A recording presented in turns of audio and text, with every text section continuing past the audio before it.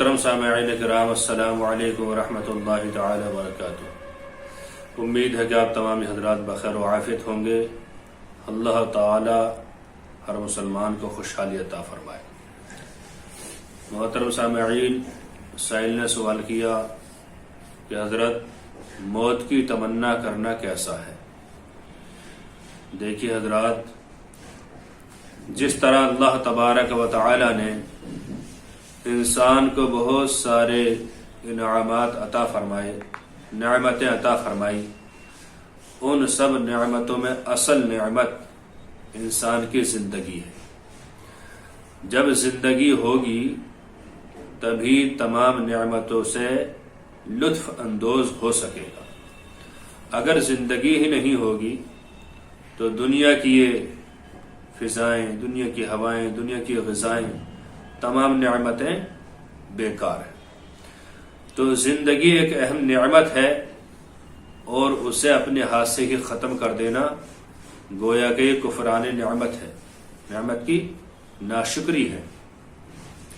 اور خود کشی کرنے سے، موت کی تمنا کرنے سے حضور صلی اللہ تعالی علیہ وسلم نے ارشاد فرمایا، نسائی شریف کا حدیث شریف ہے، صفحہ نمبر 311 پر حضور ارشاد فرماتے ہیں کہ تم میں سے کوئی بھی انسان موت کی تمنا نہ کرے۔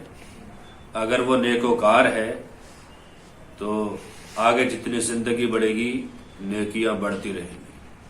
اگر وہ بدکار ہے تو ہو سکتا ہے کسی دن توبہ کر لے اور نیک راستے پر آ جائے۔ تو پتہ چلا کہ ہمیں موت کی تمنا نہیں کرنی چاہیے۔ ہاں، کچھ علماء کرام نے لکھا ہے کہ اگر انسان کے دین میں خطرہ لاحق ہو رہا ہو تو موت کی تمنا کرنا جائز ہے۔ دنیاوی امور میں جو پریشانیاں آتی ہیں، طبیعت خراب ہو جاتی ہے، یا کہیں درد رہتا ہے، یا آپسی ٹینشن ہو جاتی ہیں، یا گھر میں کوئی شکایات ہو جاتی ہیں، تو ان بنیاد پر موت کی تمنا کرنا بالکل منع ہے۔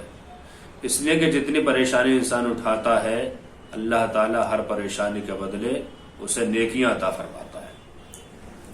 لیکن اگر دین میں خطرہ لاحق ہو کہ کہیں ایسا نہ ہو معاذ اللہ میں مرتد ہو جاؤں، دیوبندی ہو جاؤں، یا وہابی ہو جاؤں، یا اور کسی فرقے میں نہ چلا جاؤں، یا ایمان میرا چھن نہ جائے، کہیں ایسی جگہ رہ رہا ہو، تو اس بنیاد پر موت کی تمنا کرنا جائز ہے۔